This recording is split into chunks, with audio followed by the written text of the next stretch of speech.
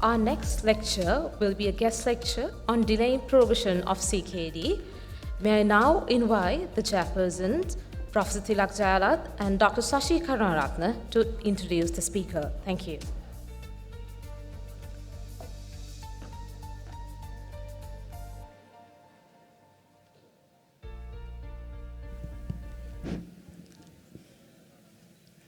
Welcome to the second guest lecture, SIMCON 2023. I'm Tilak Jayalat. My co-chair is Shashi Karunaratne. The guest speaker is today Professor Sunil Bhandari from UK. He's a consultant nephrologist. And he's going to speak on delaying CKD. It's a very important topic for Sri Lanka also. So, Professor Bhandari.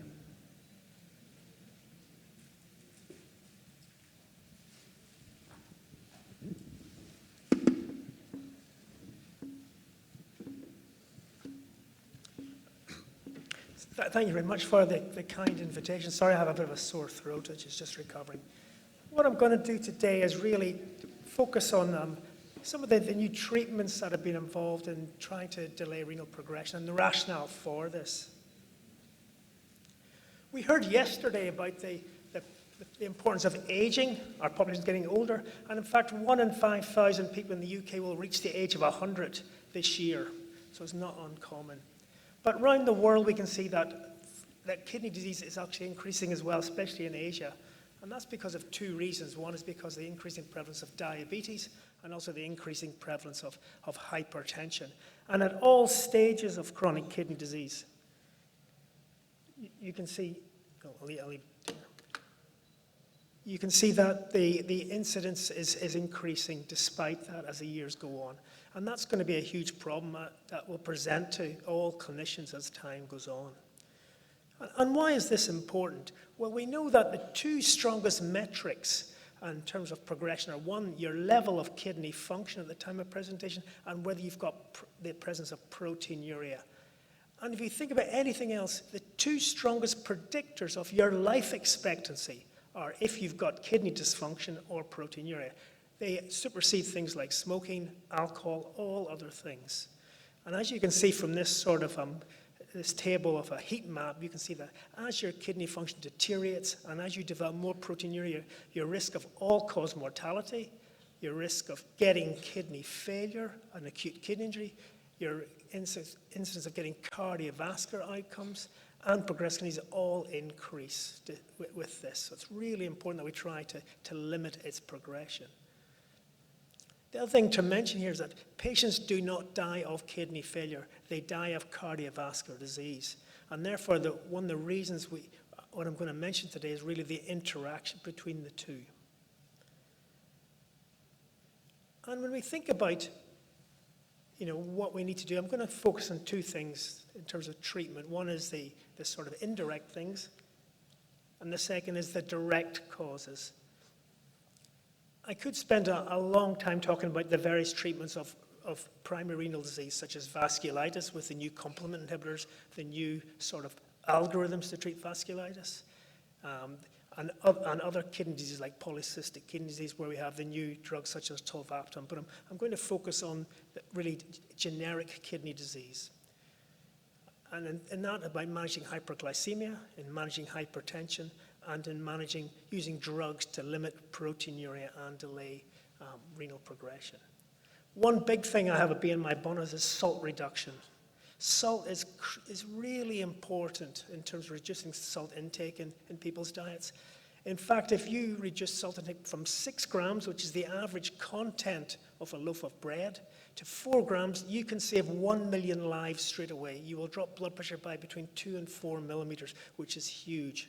And that's something that we might need to focus on as a global strategy to reduce kidney disease and hypertension. So we first look at diabetes. This is the diabetes CCT trial, which is quite old now, but really was the first big study in type 1 diabetics to show that very tight glycemic control compared to standard conventional care had a huge impact in reducing the incidence of nephropathy from about between 35 and 75%. The downside, of course, is the higher incidence of hypoglycemic episodes. But I think with the use of the new Libre systems, this has now become less of a problem. And certainly one of the big focuses is early intervention in diabetic patients to get good glycemic control.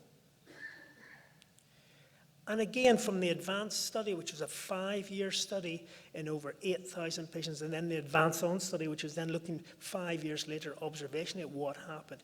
Again, this study, which primarily looked at what happened to retinopathy, but demonstrated that you can actually delay renal progression. And there was a 46% reduction in progressive renal disease, again with tight glycemic control in type 2 diabetics. And that probably is the most common cause of renal disease in the world, amounting to about 25% in the UK, 40% in the USA, and up to 60% in Asian countries. So really, tight diabetic control early on is really crucial. And I'll talk about some of the drugs later on. The other thing is blood pressure. And the goalposts for blood pressure, this is quite an old slide from Backcross, but the goalposts for blood pressure have changed dramatically. We started at many, many years ago when I first started as a nephrologist at 160/90 was defined as normal. We've now gone down to 120/70, and probably we've gone lower. Some of you may have seen the recent paper in JAMA suggesting that even if your blood pressure is 120/70 and you've got orthostatic changes, you should still aim for a lower blood pressure, that the orthostatic changes are not detrimental. In fact, those patients, if you go lower, will actually reduce their cardiovascular risk. But what I wanted to highlight from this slide, if you can see that if you have uncontrolled hypertension, that you can lose up to 12 mils of GFR per year. So you can see very rapidly you will end up getting kidney failure without good blood pressure control. Your average loss of GNR after the age of 40 in everybody is about 0.74 mils per minute per year. So unfortunately, everybody will get kidney deterioration. But usually, you'll get to about 120 before you need dialysis if you've got no other medical problems. And in terms of how we treat this, there were 2 big seminal studies from Lewis back in 1993 and 2001 using captopril and then using an ACE inhibitor, irbesartan. And they clearly demonstrated that these drugs have both blood pressure lowering effects, they have proteinuria lowering effects, but their proteinuria lowering effect is independent of blood pressure reduction because of their effect on the glomerulus in reducing the intraglomerular pressure. So these drugs are renal protective. I always hate when people say that ACE inhibitors and ARBs are nephrotoxic. They are not nephrotoxic drugs, and they should be used. And you might have seen this study we just published in the New England Journal there early last year, showing that the question we want to ask was that many clinicians stop ACEs and ARBs when you get advanced kidney disease, so your GFRs are dropping below 30 mils per minute. And we did this randomized study in 37 hospitals in the United Kingdom. And it demonstrated, you can see here, that over a 3-year period, that in the group which stopped ACE inhibitors or ARBs versus those who continued, there was no difference in the outcome in terms of kidney function, suggesting that if you're going to stop these drugs, it shouldn't be for a kidney reason. And in fact, these drugs we know are really good for your cardiovascular profile, so they really should be continued. The only real indication to discontinue is for resistant hyperkalemia. And interestingly, when we looked at the secondary outcomes, you can see that here when we looked at the number of patients who went on to develop kidney failure requiring kidney replacement therapy, indeed in those who stopped the drug, they were more likely to end up requiring renal replacement therapy. So again, these drugs really should be continued all the way right down to advanced kidney disease. And this is reflected in the guidelines, which both NICE, which is the UK guidelines, and KDIGO, which is the Kidney Disease Improving Global Outcomes. These are the world guidelines. They do recommend using ACEs and ARBs, especially when you've got proteinuric renal disease. And that's whether you're diabetic or non-diabetic. However, we know that from when we look at these studies, even if we use these drugs optimally, so get them on the best tolerated dose, there is still a residual risk of about 20% in these patients in progression. So the question is, what is next? And really, if we look down the algorithm, we've managed the kidney disease, optimized their diabetes, reduced their blood pressure, reduced their cardiovascular risk, as I say, specific CKD indications for various disorders. The next is the SGLT2 inhibitors, really, and these have really come to the fore. And just to remind people what are SGLT2s, how do they work? Really, these are drugs which work in the proximal tubule on the sodium-glucose cotransporter. And normally you've got SGLT2-1 and SGLT2-2. And SGLT1 doesn't have too big effects, it has about 10% effect, whereas the SGLT2s have about 90% of the effect on the glucose reabsorption and the sodium reabsorption. So if you block these cotransporters, what happens is you get a big loss of sodium, which is great, and glucose into the urine, passing down the distal nephron. Part of the sugar is reabsorbed, but not very much. And a part of the sodium is reabsorbed in the distal nephron. But again, you get a net loss. And what that means is most people will lose about 500 calories of energy a day because of the sugar loss, so they get glycosuria. And you've got to warn the patient. Of course, you've been teaching them for many years that it's not a good idea to pee sugar, but now actually it's a good thing. You get a net loss of sodium, which is good because it drops blood pressure and it gets rid of the extra salt in the system. And the one thing I didn't mention, of course, is that things like ACE inhibitors, ARBs, do not work very well in a salt-loaded environment. If you deplete the patient of salt, ACE inhibitors are actually about 4 times more effective. So again, that heightens the effect of that. Interesting, you lose body weight, as you'd expect, because of both probably the salt and water loss, causing a loss of fluid, but also from the calorie loss. And interesting, they actually are uricosuric, you reduce the uric acid levels. As I mentioned to you before, of course, they're very similar to the ACE inhibitors, except in this time, rather than the ACE inhibitors work on the efferent arteriole, the SGLTs work on the afferent arteriole to vasoconstrict and reduce the intraglomerular pressure, and therefore, hence, they reduce damage to the kidney and reduce proteinuria. So again, a beneficial effect in terms of preserving the glomerulus and the tubules. So what is the evidence for it? I could spend all day talking about these drugs, and there have been 13 randomized control studies and over 1,100 publications.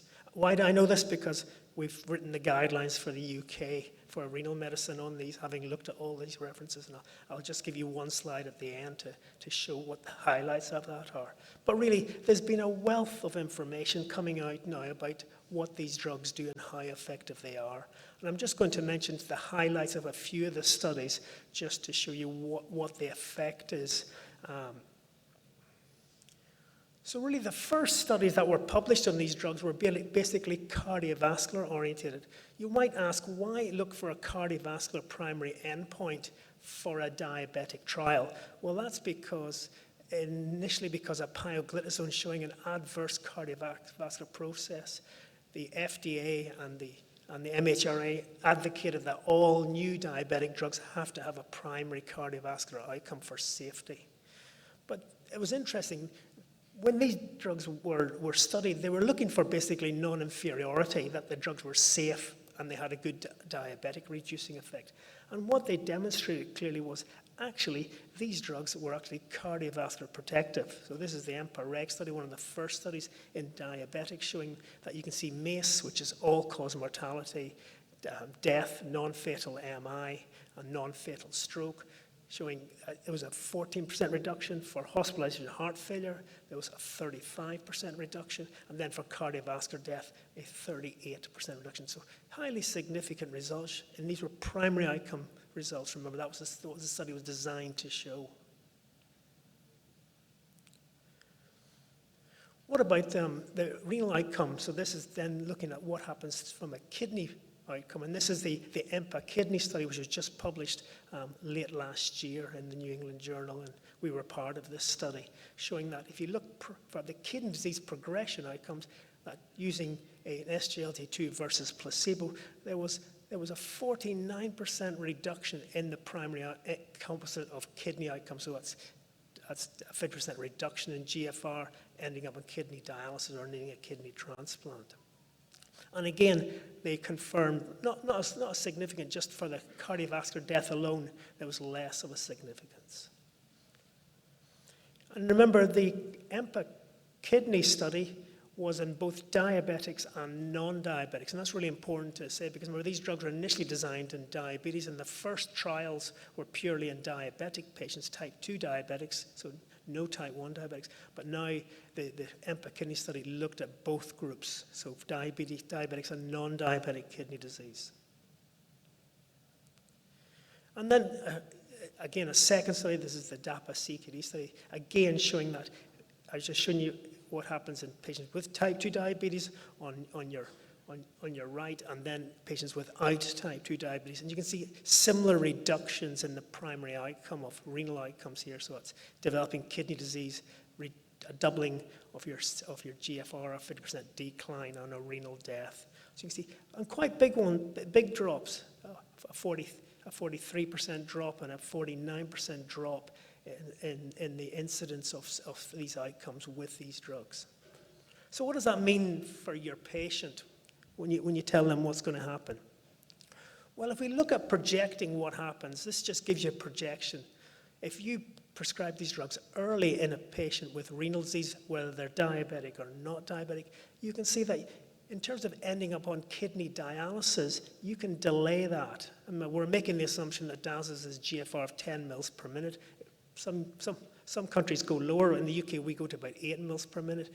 But you can extend the survival of those kidneys by up to 15 years. And that's huge, because clearly transplantation is a scarce commodity. In the UK, we've got 7,000 patients on the transplant list still, despite our very active transplant program. And remember, kidney dialysis does not increase your life expectancy. If you're a 40-year-old patient and you end up on dialysis, you will lose approximately 20 years of life, and you will not get that back by dialysis. The only thing that will restore life expectancy is transplantation. So that's why it's really important to delay the need for dialysis, because every time you dialyze somebody on a kidney machine, you actually cause an insult to the heart. You get microinfarcts. So just really to summarize this, you can see this is Will Harrington from the Oxford's meta-analysis looking at all the studies, just to demonstrate that in terms of diabetic patients with kidney progression. You can see that in all the studies there was a net 42% reduction in kidney disease progression. And the p-value there is what's called the p-value of interaction for all the studies, and that should be non-significant, suggesting that all the studies produced a similar outcome. And again, they looked at non-diabetics, and you can see again there was a 39% reduction in the primary outcome of progression. And again, the p-interaction value 0.86, suggesting that all the studies produced a similar outcome. So there's great consistency there. So really, just to summarize this bit, really, hopefully I've shown you that by using an SGLT2 in your patients, on top of an ACE and an ARB, because all these trials were in addition to an ACE-ARB, you get about a 40% reduction in the primary kidney outcome, or primary kidney and cardiac outcome. You get about a 44% reduction in the kidney outcome. You reduce cardiovascular death and heart failure, and you reduce all-cause mortality. So really, what the guidelines suggest is after you've done lifestyle, really SGLT2s with metformin should be the drugs of choice in your diabetic population. In your non-diabetic population, then SGLT2s after an ACE inhibitor should be the drug of choice. What have we said? This is the UK Kidney Association guidelines, which we just published this year. And you can see we've been quite open about this. We've said that we recommend starting SGLT2 inhibitors in people with chronic kidney disease and type 2 diabetes, irrespective of the primary renal disease, and if they've got any of the following, if their GFR is between 20 and 45, more than 45 with some proteinuria, or they've got symptomatic heart failure, irrespective of the ejection fraction, so heart failure with preserved or reduced ejection fraction, or they've got established coronary heart disease. And we put here some suggestions that indeed we would say that if we think it's important that to slow kidney function decline, we'd even use these drugs when your GFR is below 20 mils per minute. So we've been really clear about this, and we've been very liberal. The one thing we've also said is because these drugs drop the GFR initially because of the vasoconstriction of it, we actually recommend not to measure the kidney function in the first 2 weeks, because that will make you stop the drug unnecessarily. And again, similarly for patients without diabetes, we've made a similar recommendation. I'm just going to mention a bit about sick day rules, of course, because of these drugs. We still put them into the sick day rules that if a patient's unwell with sepsis or any other problem, that you should stop these drugs. And a word of caution, of course, is that you should avoid a ketogenic diet in these patients. And of course, the drugs aren't used in type 1 diabetics unless the diabetic doctors recommend them. And just to be careful during fasting, of course. Now, I've mentioned these drugs, but even with these drugs, there's still a residual risk. So we reduced the risk lower, and we below 20% now down to about 12%, but there's still a resist there. So what's next in line? And just to mention Finerenone, which is a non-steroidal mineralocorticoid receptor antagonist. You've heard about spironolactone and eplerenone. These are steroid-based mineralocorticoid receptor antagonists. And the rationale for this drug is it's suggested certainly from the animal studies and the cell-based studies that it's both anti-fibrotic and anti-inflammatory, so it may have added benefits to these drugs. And of course, it doesn't have the steroid-based side effects that the eplerenone and spironolactone has.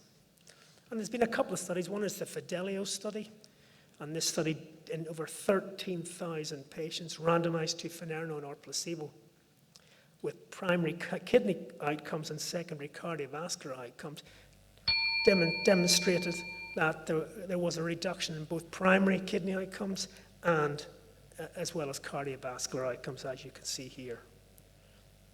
And that just shows you the secondary cardiovascular outcomes. And finally, the hierarchical distribution, you can see that there was a reduction in the kidney outcomes and a reduction in other outcomes, especially the proteinuria as well.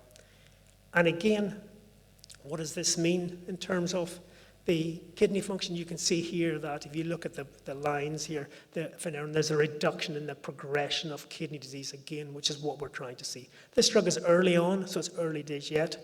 I'm going to miss this slide. Just go to my final slide, really to summarize things. Hopefully I've shown you that, certainly for diabetes management, but also kidney disease management, that there's now a selection of drugs available to us to try and limit progression. Because what we're trying to do is two things. We're trying to protect the heart as well as protect the kidneys. Thank you.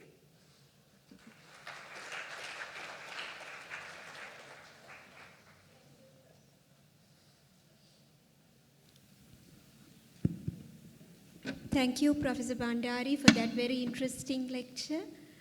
In the interest of time, shall we take one question from the speaker, please?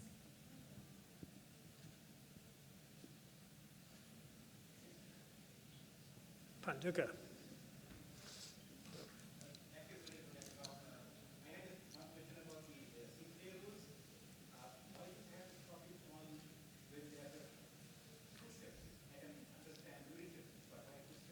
When the sepsis, probably because of hypotension being the most important thing, because remember these drugs reduce blood pressure. So if you've got sepsis, then the worry is that if you've got and you're hypotensive, it may increase that risk. Thank you so much. May I invite Professor Tilak Jayalat to hand over the certificate of appreciation to Professor Sunil Bhandari.